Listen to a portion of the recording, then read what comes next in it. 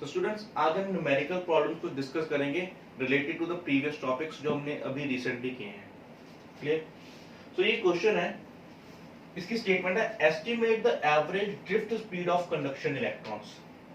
हमें यहाँ पर निकालना है average drift speed, drift velocity निकालनी है कंडक्शन इलेक्ट्रॉन्स की in a copper wire of cross sectional area. देखिए हमारे पास area of cross section given है 1 into 10 raised to the power -7 metre square. ये गिवन है 1 into 10 से -7 मीटर स्क्वायर। और उसमें से करंट आई की वैल्यू कितनी है, करंट कितना फ्लो कर रहा है 1.5 एम्पियर का करंट फ्लो कर रहा है। अब ये जो लाइन है ये बहुत इंपॉर्टेंट है।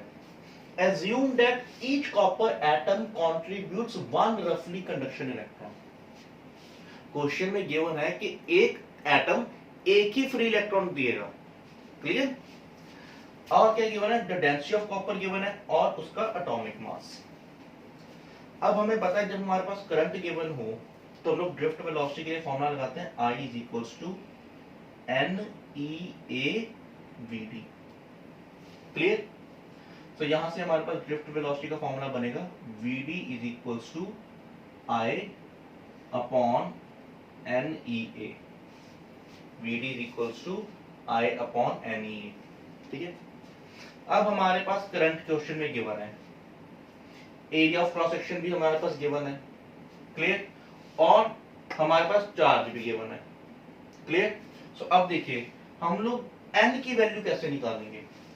n की वैल्यू निकालने के लिए हमारे पास, अब अगर हम इस फॉर्मूला में n की वैल्यू को देखेंगे, n हमने डिफाइन किया था, n is the number of electrons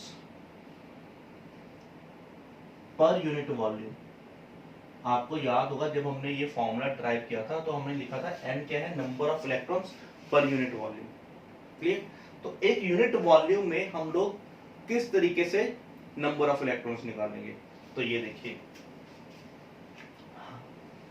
अब हम देखेंगे कि एक यूनिट वॉल्यूम में सबसे पहले कितना मास आ रहा है कॉपर एटम्स का।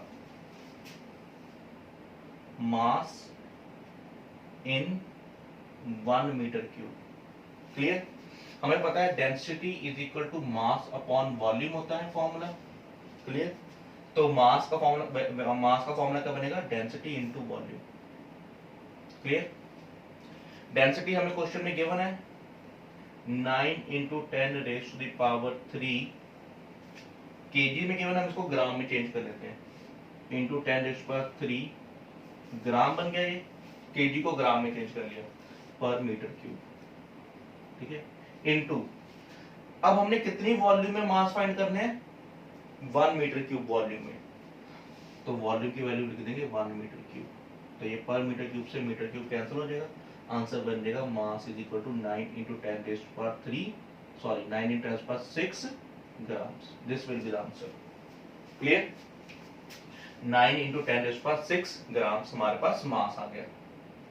क्लियर? अब हमें पता है, देखिए नंबर ऑफ इलेक्ट्रॉन्स या number of atoms, sorry number of atoms in, देखिए इसका एटॉमिक मास गिवन है 63.5, number of atoms in 63.5 gram of copper atom is equals to n naught, लिख सकता हूं मैं इसको, where n naught is the Avogadro's number. Number of atoms in 63.5 grams of atom is equals to n naught, और n naught की value थी 6.023 into 10 raised to power 23। ये आपने केमिस्ट्री में पढ़ा होगा। ठीक है? Similarly number of atoms in 1 gram of copper atom कितना हो जाएगा, 6.023 into 10 raised to power 23 divided by 63.5। Clear?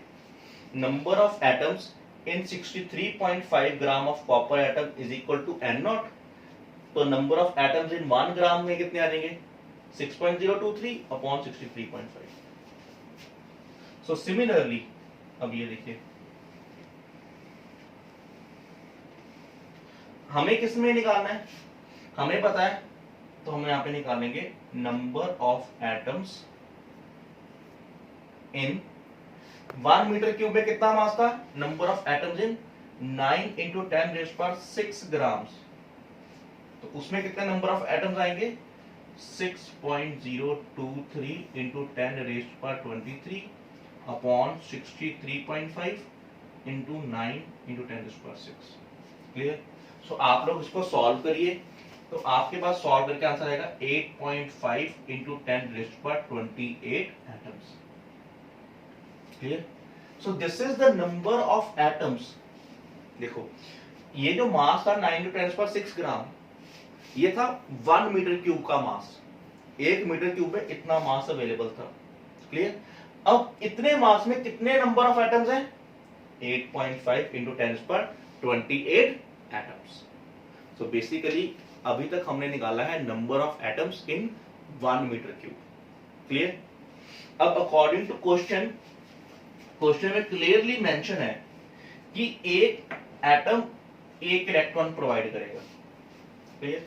अब अगर 1 मीटर क्यूब में इतने एटम्स हैं तो कितने नंबर ऑफ इलेक्ट्रॉन्स बनेंगे, तो answer will be n is equal to 8.5 into 10 raise पर 28 इलेक्ट्रॉन्स, क्योंकि एक एटम एक इलेक्ट्रॉन प्रोवाइड करेगा। Clear. Now what we will do, we will simply put the values in the equation. Vd is equal to I upon NEA। I की value है हमारे पास 1.5, N की value है 8.5 इंटू 10 रेज़ पर 28 into E, charge on electron is 1.6 into 10 raised per minus 19 into area of cross section is given in the question 10 raised per minus 7. So when you will solve this question, these values, when you will solve this, you will get answer 1.1 into 10 raised to the power minus 3 into 10 raised per minus 3 meter per second. So this is the answer. Clear. तो याद रखिएगा, सबसे पहले हमने देखा कि 1 metre cube में कितना मास एग्जिस्ट करता है, फिर हमने देखा उतने मास में कितने नंबर ऑफ एटम्स होंगे। क्लियर। फिर हमने n की वैल्यू वहां से सॉल्व करके इस फॉर्मूला में पुट की, we got the answer. Clear. अब हम नेक्स्ट क्वेश्चन सॉल्व करते हैं। सो स्टूडेंट्स हमारे पास नेक्स्ट क्वेश्चन है, a cylindrical wire is stretched to increase its length by 10%। Clear? Calculate the percentage increase in the resistance. Now, as we know, R is directly proportional to L. तो अगर हम length को increase करेंगे तो resistance increase होगी। Clear. हमें क्या find करना है, the percentage increase in the resistance. सबसे पहले तो आपको ये बात क्लियर होनी चाहिए कि आप फाइंड क्या चीज कर रहे हो। परसेंटेज इंक्रीज इन रेजिस्टेंस का मतलब होता है, देखिए, percentage increase in resistance means increase in resistance upon original resistance into 100%. This is what we are going to find. Means R dash new resistance minus original resistance upon R into 100। ये चीज हमने find करनी है, इसकी value हमने find करनी है question में। क्लियर। सो ये देखिए, अब हमने क्वेश्चन में क्या किया, हमने लेंथ इंक्रीज कर दी। सो अगर ओरिजिनल लेंथ L है तो हम लिखेंगे let original length is equal to L। अगर L हमारे पास ओरिजिनल लेंथ है तो इंक्रीज इन लेंथ कितना हुआ, क्वेश्चन में गिवन है इंक्रीज इन लेंथ इज 10%, तो 10% ऑफ L, तो हमने कितनी लेंथ को इंक्रीज किया, 10% ऑफ L, मतलब 10 upon 100 into L which is equals to L by 10। तो इतना हमने लेंथ को इंक्रीज कर दिया। तो जो न्यू लेंथ बनेगी वो कितनी होगी, new length L dash will be equals to, new length L dash will be equals to जितनी ओरिजिनल लेंथ थी प्लस जितना हमने उसको इंक्रीज किया, तो आंसर आ जाएगा 11L by 10, 11L/10. Clear? This is the new length. अब आपको पता है कि अगर हम किसी भी वायर की लेंथ को इंक्रीज करेंगे तो उसका ये जो एरिया ऑफ क्रॉस सेक्शन है, ये एरिया क्या होगा? डिक्रीज होगा। Clear? So how we will find the new area? As we know that volume remain same,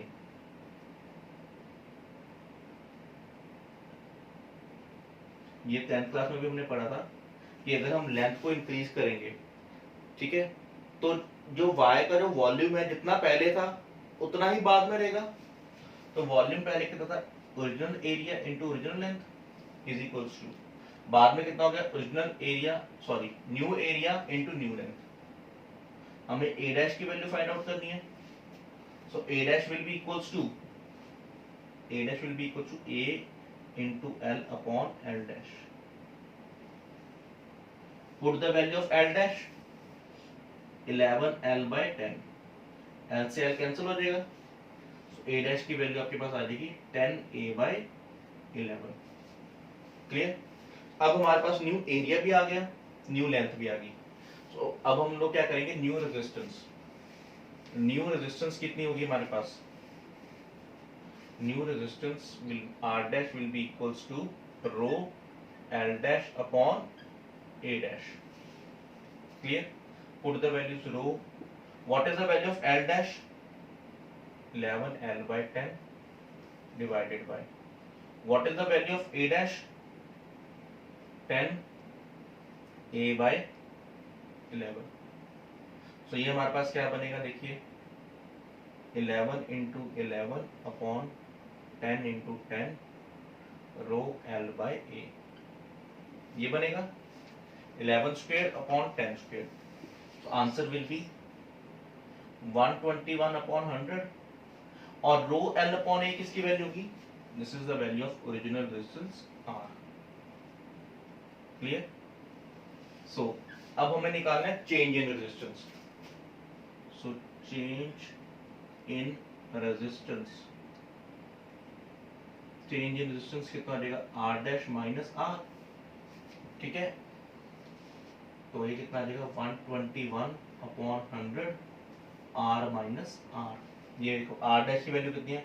121 upon 100 R minus R, ठीक है। तो परसेंटेज इंक्रीज इन रेजिस्टेंस कितना आएगा? therefore percentage increase in resistance. So मैंने आपको formula बताया था, percentage increase का फॉर्मूला होता है R dash minus R upon R into 100। तो पुट कर दीजिए वैल्यू, R कॉमन आ जाएगा यहाँ से, यहाँ बनेगा 121 upon 100 minus 1 upon R into 100। R से R कैंसिल हो गया, इसको सॉल्व करेंगे हमारे पास बन जाएगा 21 upon 100 into 100। This will cancel out, answer will be 21%. Clear? So answer will be 21%. So therefore the percentage increase in resistance will be 21%. तुम्हारी जो रेजिस्टेंस है वो 21% इंक्रीज हो जाएगी। क्लियर? अब हम नेक्स्ट क्वेश्चन देखते हैं। So students, हमारे पास नेक्स्ट क्वेश्चन है, the temperature coefficient of resistance wire is 0.00125 degree Celsius per degree Celsius. Alpha given है हमारे पास, अल्फा इज इक्वल टू 0.00125 पर degree Celsius. Now at 300 kelvin, अगर हम केल्विन को सेल्सियस स्केल में चेंज करेंगे तो टेम्परेचर आ जाएगा हमारे पास 27 डिग्री सेल्सियस। क्लियर?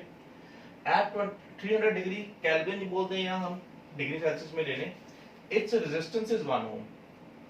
तो जब टेम्परेचर 27 डिग्री है तो रेजिस्टेंस कितनी गिवन है? 1 ओम। क्लियर?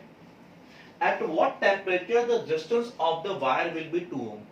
हमने देखना है कि वो जो टेम्परेचर कितना होगा, T2 की वैल्यू कितनी होगी जब उसकी रेजिस्टेंस कितनी हो जाएगी? 2 ओम। क्लियर? अब आप सबको रिलेशन मैंने बताया था कि जो rho minus rho naught is equals to rho naught alpha T minus T naught होता है। क्लियर? सिमिलरली अगर हम इसको रेजिस्टेंस की फॉर्म में लिखेंगे तो आंसर बन जाएगा हमारे पास r minus r naught is equals to r naught alpha t minus t naught. ठीक है, तो इस फॉर्मूला को अब हम यूज करेंगे। तो देखिए इस फॉर्मूला को हम कैसे यूज करेंगे, यहां पर देखिए आपको हमें पता है first R1 minus r naught is equal to formula बनेगा case one R1 minus r naught is equal to r naught alpha t minus t naught. ये फॉर्मूला होता है where r naught is the resistance at 0 degree Celsius and t naught is the t naught की value होती है 0 degree Celsius temperature. तो values put कर देते हैं यहां पर R1 minus r naught is equal to बनेगा r naught alpha t T1 बनेगा, हम लोग यहाँ पर T1 की वैल्यू लेते हैं। क्लियर, इसको उधर ले जाते हैं आर नॉट को, क्या बनेगा R1 is equal to r naught plus r naught alpha T1। यहां से आर नॉट कॉमन लेंगे तो फॉर्मूला चेंज होकर बन जाएगा r naught 1 plus alpha T1। Clear, so this is the value of R1। अब ये देखिए नाउ R1 की वैल्यू बन गई हमारे पास r naught into 1 plus alpha T1। Similarly R2 की वैल्यू कितनी होगी, क्योंकि हमें पता है जब टेम्परेचर T1 है तो रेजिस्टेंस R1 है। तो similarly we can also write जब टेम्परेचर हमारे पास होगा T2, तो उसी मटेरियल के लिए जब टेम्परेचर हम कुछ डिफरेंट रखेंगे तो रेजिस्टेंस भी डिफरेंट होगी, क्योंकि सेम मटेरियल है तो अल्फा दोनों का सेम है। क्लियर, टेम्परेचर के साथ रेजिस्टेंस चेंज करती है।